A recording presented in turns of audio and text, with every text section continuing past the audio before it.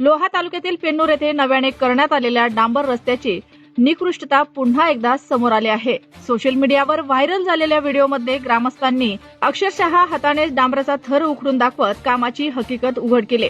गावकऱ्यांचा दावा आहे की रस्त्याच्या बांधकामात निकृष्ट दर्जाचे साहित्य वापरण्यात आलं असून मोठ्या प्रमाणात गैरव्यवहार झाला आहे।